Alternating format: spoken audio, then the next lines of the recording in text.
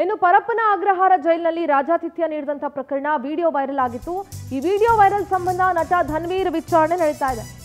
ಪರಪ್ಪನ ಅಗ್ರಹಾರ ಪೊಲೀಸರಿಂದ ಧನ್ವೀರ್ನ ವಿಚಾರಿಸಲಾಗ್ತಾ ಇದೆ.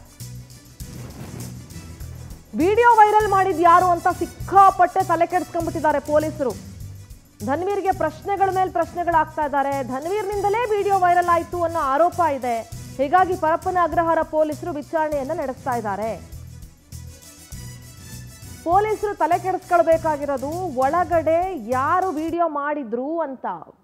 ಒಳಗಡೆ ಮೊಬೈಲ್ ಫೋನ್ ಹೆಂಗೋಯ್ತು ಅಂತ ತಲೆ ಕೆಡಿಸ್ಕೊಳ್ಬೇಕು. ಒಳಗಡೆ ಹೆಂಗ್ ಡಾನ್ಸ್ ಮಾಡ್ತಿದ್ದಾರೆ ಅಂತ ತಲೆ ಕೆಡಿಸ್ಕೊಳ್ಬೇಕು. ಒಳಗಡೆ ಡ್ರಿಂಕ್ಸು ಮತ್ತೆ ಒಂದು ಮಿನಿ ಕಿಚನ್ನು, ಒಳಗಡೆ ಟೆರರಿಸ್ಟ್ ಕೈಲಿ ಮೊಬೈಲ್ ಫೋನು ಹೆಂಗೋಯ್ತು ಅಂತ ತಲೆ ಕೆಡಿಸ್ಕೊಳ್ಬೇಕು. ಆದರೆ ಅತಿ ಹೆಚ್ಚಾಗಿ ಯಾರು ವೈರಲ್ ಮಾಡಿದ್ರು ಅಂತದ್ರ ಬಗ್ಗೆ ತಲೆ ಕೆಡಿಸ್ಕೊಂಡಿದ್ದೀರಲ್ಲ, ದಿಸ್ ಇಸ್ ಸಮಥಿಂಗ್ ಏನೋ ಒಂಥರ ಏನೋ ಇದೆ ಅನ್ನೋದ್ರಲ್ಲಿ ಅರ್ಥ ಆಗ್ತಾ ಇದೆ. ಧನ್ವೀರ್ ವೈರಲ್ ಮಾಡಿದ್ರೇನು, ಯಾರು ವೈರಲ್ ಮಾಡಿದ್ರೇನು, ಯಾರ ಕೈಗೆ ವಿಡಿಯೋ ಸಿಕ್ಕಿರುತ್ತೋ ಅವ್ರು ವೈರಲ್ ಮಾಡಿರ್ತಾರೆ. ಮತ್ತೆ ಏನು ಮಾಡಬೇಕಾಗಿತ್ತು, ಅದಕ್ಕೆ 2 ಗಂಧದ ಕಡ್ಡಿ ಹಚ್ಚಿ ಪೂಜೆ ಮಾಡಬೇಕಾಗಿತ್ತಾ, ಅಥವಾ ಅದನ್ನು ಅಲ್ಲೇ ಇಟ್ಕೋಬೇಕಾಗಿತ್ತಾ, ಏನು ಮಾಡಬೇಕಾಗಿತ್ತು, ಅಥವಾ ನಿಮ್ಮ ಹತ್ರ ಪೊಲೀಸವ್ರ ಹತ್ರ ಬಂದು ಸೀಕ್ರೆಟಾಗಿ ಹೇಳಬೇಕಾಗಿತ್ತಾ ನಿಮ್ಮ ಇಲಾಖೆಯ ಮರ್ಯಾದೆಯನ್ನು ಉಳಿಸೋದಕ್ಕೆ?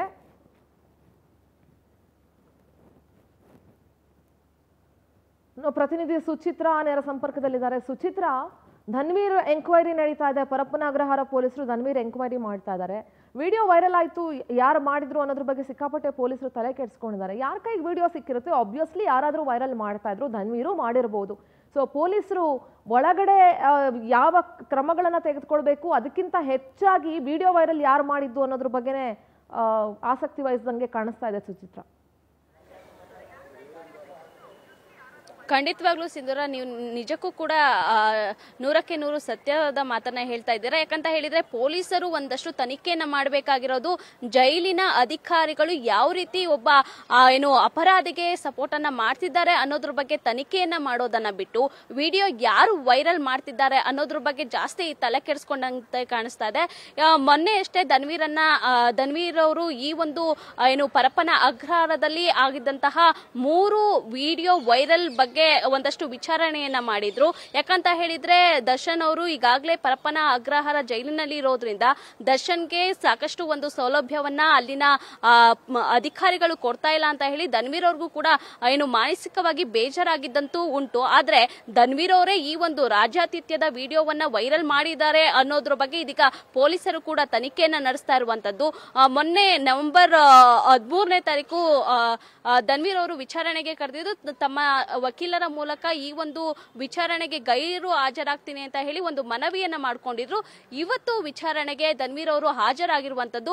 ಅಂದ್ರೆ ಈಗಾಗಲೇ ಧನ್ವೀರ್ ಫೋನ್ ಅನ್ನ ಈಗಾಗಲೇ ವಶಪಡಿಸಿಕೊಂಡಂತಹ ಸಿಬಿಐ ಅಧಿಕಾರಿಗಳು ಮೊಬೈಲ್ ನಲ್ಲಿದ್ದಂತಹ ವಿಡಿಯೋಗಳನ್ನ ಈಗಾಗಲೇ ರಿಟ್ರೀವ್ ಮಾಡಿದ್ದಾರೆ ಅನ್ನೋದು ಕೂಡ ಇದೀಗ ತಿಳಿದು ಬಂದಿರುವಂತದ್ದು. ಸದ್ಯ ವಿಚಾರಣೆಗೆ ಹಾಜರಾದ ನಂತರದಲ್ಲಿ ನಿಜವಾಗ್ಲೂ ಕೂಡ ಧನ್ವೀರ್ ಅವರೇ ಪರಪ್ಪನ ಅಗ್ರಹಾರದಲ್ಲಿ ಉಂಟಾಗಿದ್ದಂತಹ ವಿಡಿಯೋವನ್ನ ಇವರೇ ವೈರಲ್ ಮಾಡಿದ್ದ, ಯಾರು ಇವರಿಗೆ ಒಂದು ವಿಡಿಯೋವನ್ನ ಕಳಿಸಿದ್ದು ಅಥವಾ ಇವರು ಯಾರು ಫಾರ್ವರ್ಡ್ ಮಾಡಿದಾರ ಅನ್ನೋದ್ರ ಬಗ್ಗೆ ಇದೀಗ ಪೊಲೀಸರು ಒಂದು ತನಿಖೆಯನ್ನ ಮಾಡ್ತಿದ್ದಾರೆ. ನಂತರದಲ್ಲಿ ಧನ್ವೀರ್ ಅವ್ರನ್ನ ವಿಚಾರಣೆಯಲ್ಲಿ ಯಾವೆಲ್ಲ ಪ್ರಶ್ನೆಯನ್ನ ಕೇಳಲಾಗುತ್ತೆ, ಧನ್ವೀರ್ ಅವ್ರಿಗೆ ಯಾರು ಈ ಒಂದು ವಿಡಿಯೋವನ್ನ ಕಳಿಸಿದ್ದು, ಯಾರಿಗೆಲ್ಲ ಫಾರ್ವರ್ಡ್ ಅನ್ನ ಮಾಡಿದ್ದೀರಾ, ನೀವು ಬೇಕು ಅಂತಾನೆ ಈ ರೀತಿಯಾಗಿ ವಿಡಿಯೋವನ್ನ ಮಾಡಿದ್ದ ಅನ್ನೋದ್ರ ಬಗ್ಗೆ ಒಂದಷ್ಟು ಪರಪ್ಪನ ಅಗ್ರಹಾರದ ಒಂದು ಜೈಲಿಗೆ ಒಂದು ಮಸಿಯನ್ನ ಬಳಿಯೋದಕ್ಕೆ ನೀವು ಈ ರೀತಿಯಾಗಿ ಮಾಡಿದ್ರ ಅನ್ನೋದ್ರ ಬಗ್ಗೆ ಇದೀಗ ಪೊಲೀಸರು ತನಿಖೆಯನ್ನ ಮುಂದುವರಿಸಿದ್ದಾರೆ. ಸುಚಿತ್ರಾ, ಒಂದು ಮಾತು ಹೇಳಕ್ ಇಷ್ಟಪಡ್ತೀನಿ. ಥ್ಯಾಂಕ್ ಯು ನಿಮ್ಮೆಲ್ಲ ಡೀಟೇಲ್ಸ್ಗೆ. ಪರಪ್ಪನ ಅಗ್ರಹಾರ ಜೈಲಿಗೆ ಮಸಿ ಬಳಿಬೇಕು ಅಂತ ಹೇಳಿ ಯಾರೇನು ವಿಡಿಯೋ ಮಾಡಿರಲ್ಲ, ಆದ್ರೆ ಪರಪ್ಪನ ಅಗ್ರಹಾರ ಜೈಲಿನಲ್ಲಿರೋ ಸಿಬ್ಬಂದಿನೇ ಮಸಿ ಬಳಿತಾ ಇದ್ದಾರೆ ಅಂತ ಹೇಳಿದ್ರೆ ತಪ್ಪಾಗೋದಿಲ್ಲ. ಓಕೆ, ಎಸ್, ಪರಪ್ಪನ ಅಗ್ರಹಾರ ಜೈಲಿಗೆ ಯಾರು ಕೂಡ ಮಸಿ ಬಳಿಯುವಂತ ಅವಶ್ಯಕತೆ ಇಲ್ಲ. ಧನ್ವೀರ್ ಮಸಿ ಬಳಿಬೇಕು ಅಂತ ವಿಡಿಯೋ ವೈರಲ್ ಮಾಡ್ತಾರೆ ಅಂತ ಹೇಳಿದ್ರೆ ಅದು ಸತ್ಯಕ್ಕೆ ದೂರವಾದಂತ ಮಾತು, ನಂಬಕ್ಕೂ ಆಗೋದಿಲ್ಲ.